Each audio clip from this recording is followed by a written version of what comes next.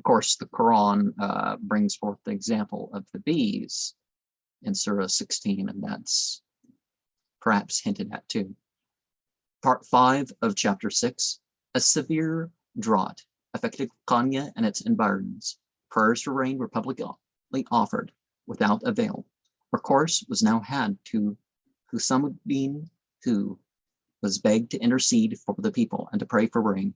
He first went to Jalal's tomb, there performed his devotions to God, and then put up the prayer for rain. His disciples weeping as they chanted, Amin. Clouds now began to collect and lower, shortly after which an abundance of rain was vouchsafed.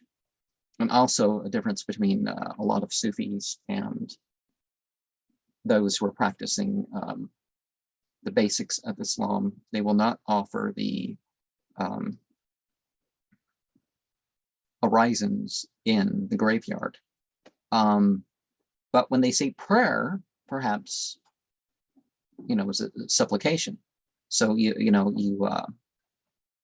connect to the energy, the legacy, and the memory of whoever's in the graveyard per se. You don't pray to the dead or any of that stuff. And it doesn't say that was going on. So it could just be our wording